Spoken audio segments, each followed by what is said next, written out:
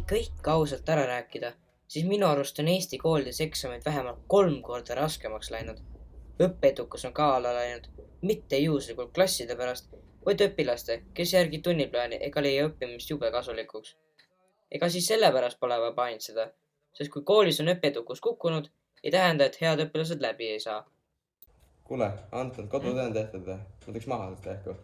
Ma ei saa anda, mul ei olnud eile elektrit. Ma ei saanud kirjutada, mul ei olnud midagi, mis oli meil teha. Kuraa. Kuule, õpetaja see küll vabandusena ei võta ju. Nii või naa, elektrit peab ikka ära tegema kodutöö. Kurat jah, ma arvan, et meil õpik on.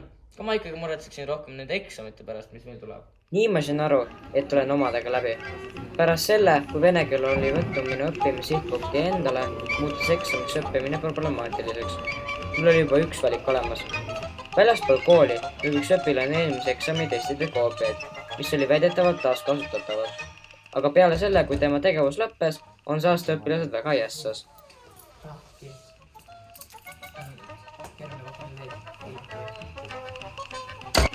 Ausalt rääkides ei meeldi kellelegi õppida, kas või kehaliseks kasvatuseks, aga mõnele õpetajale meeldib jõledasti kontrollida õpilaste vihikuid ja töövihikuid ja leides kas või üksikud kirjutavat numbri või sõna ja kahel toobitakse välja.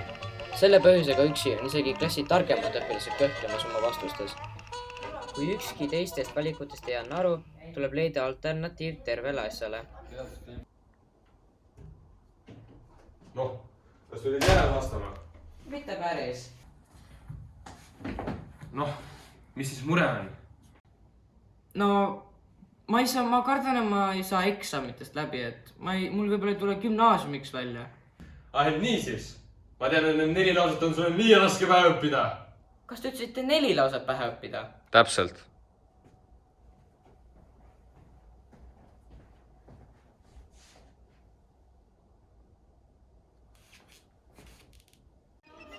Õpetaja poolt antud mured on nüüd ära võetud. Imelik, et ma seda eelnevalt tundides ei ole kuulnud, et eksam nii lihtne tuleb. Aga ju siis oli mul kõrvad peale trenni pesemata jäänud. Need paar sõna muutsid mu töö nii rõõmsaks ja võtsid kogu mure üldse ära. Nii et tuleb meelde jätta. Ära mõtle üle, kui sa ei tea kõike.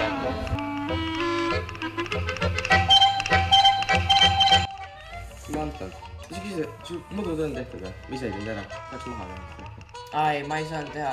Ma ei näinud e-koolis mitte midagi, mul elektrit ei olnud. Pidu ka ei saanud panna. Kui õpetaja küll seda ei usu. Välja mingid või? Sa pead nii või naa ära tegema seda. Op.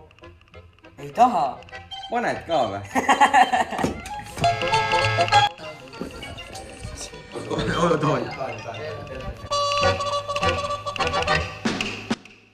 Nii ma sain aru, et olen omadega läbi. Pärast selle,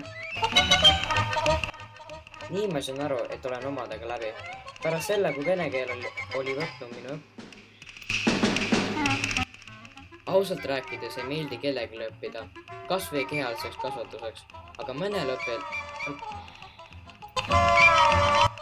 Kui ükski teistest valikutest ei anna aru, tuleb leida alternatiiv